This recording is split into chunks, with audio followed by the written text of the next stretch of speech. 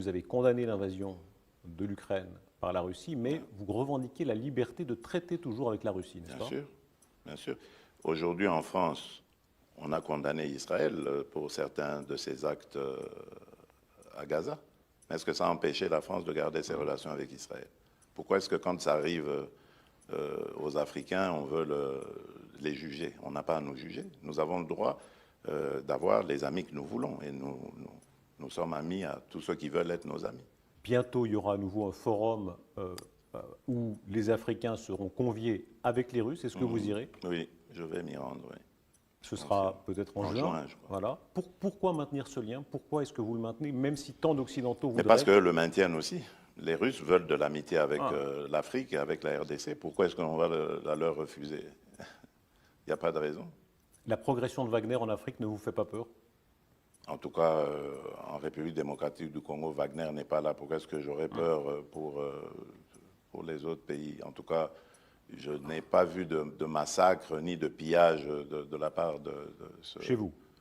de Wagner chez moi, donc je n'ai pas à avoir peur. Le Rwanda est plus un épouvantail pour la RDC que Wagner. Qui ramassera le plus la mise en Afrique entre la Chine, la Russie, les islamistes?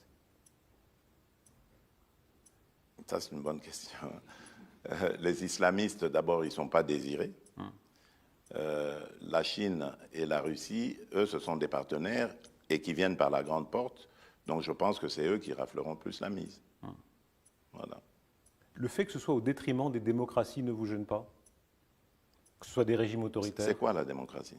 Alors, il y a une différence. Quand on vit dans une démocratie ou dans une dictature, je vous assure qu'il y a une grande C'est différence. vrai que, permettez-moi d'inverser un peu les rôles, c'est quoi la démocratie?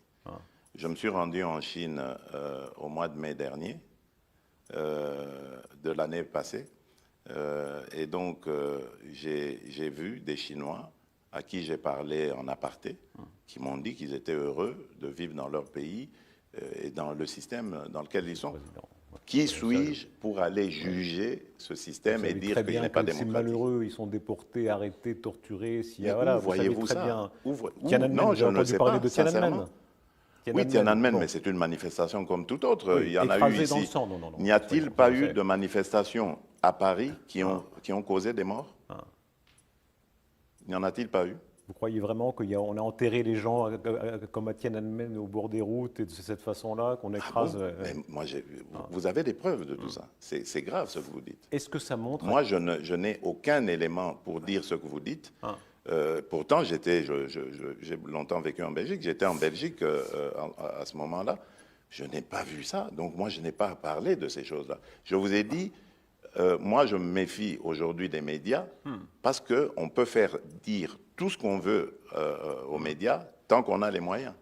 Donc moi, je regarde les choses avec mes yeux, pas avec les yeux des autres. Évidemment, on pensera que c'est un irrespect des victimes, parce que ce sont quand même des crimes très graves qui ont été pas commis. De preuve qu'il y a des... Vous êtes libre de penser, c'est votre liberté à vous, mais évidemment, vu d'Occident, on se dit que le Sud global est en train de faire reculer la démocratie. Mais non, quand on entend pas du ça. tout. Mais je vais vous dire aussi une chose, puisqu'on est en train de parler de valeurs. Aujourd'hui, les crimes en République démocratique du Congo sont documentés, avérés. Et le responsable ou un des responsables est connu, c'est le Rwanda. Aucune sanction. Zéro. Pour moi, le plus important, c'est de réajuster le point de vue, la manière d'aborder la coopération, les partenariats, ne plus nous considérer comme des sous-hommes, mais nous regarder comme de vrais partenaires avec qui on peut faire affaire positive, constructive, et non pas toujours comme de dominé à dominant.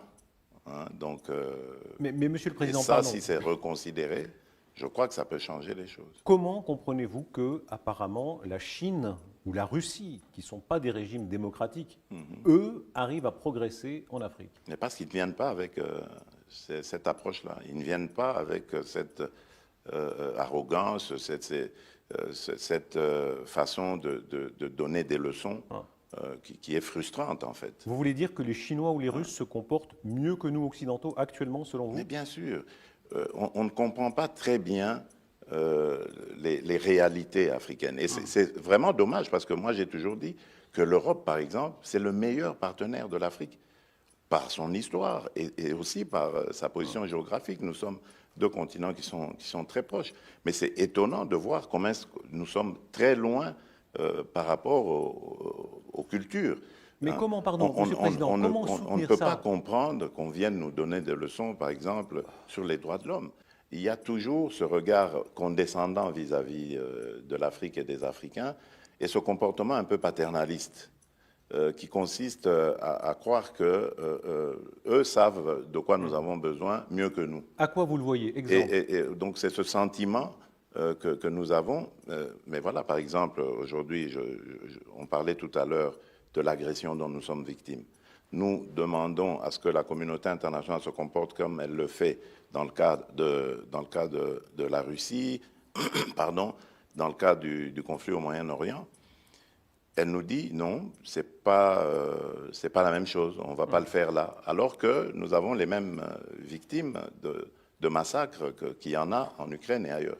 Donc, on nous dit que c'est pas la même chose. Eux, donc, savent de quoi nous avons besoin, alors que nous réclamons des sanctions.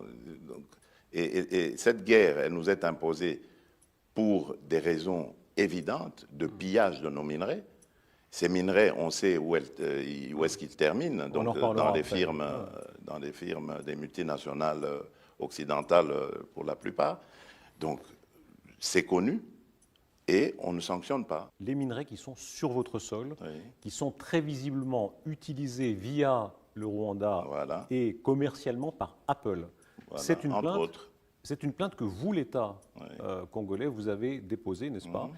Que fait Apple exactement? Expliquez-nous, selon vous, ce qu'il est en train de faire. Mais il fabrique des téléphones.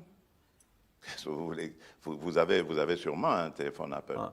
Ça veut dire que dans l'iPhone que nous possédons, il y a du sang des victimes congolaises. Et ça, vous en êtes sûr? Certains. C'est documenté, mais enfin, pour Apple, moi, je ne vous est-ce que parle les pas gens en l'air. d'Apple sont conscients de C'est cela? documenté. Les gens d'Apple sont conscients de cela? Les gens d'Apple, mais maintenant, ce sont les enquêtes qui le démontreront. Mais les gens d'Apple disent, eux, ils achètent des produits propres. Or, nous savons qu'au Rwanda, il n'y a même pas un gramme des minerais 3T les plus prisés, là, qui sont destinés justement à la fabrication de ces technologies-là. Bon, donc, ça veut dire que ces minerais proviennent de quelque part. Et aujourd'hui, il est avéré que c'est de la RDC qu'ils proviennent. Ils arrivent au Rwanda, il y a des ONG qui sont complices avec le régime rwandais, qui commencent simplement la vérification sur le lieu d'entreposage, et non pas le lieu d'origine de ces produits. C'est-à-dire les mines, pardon,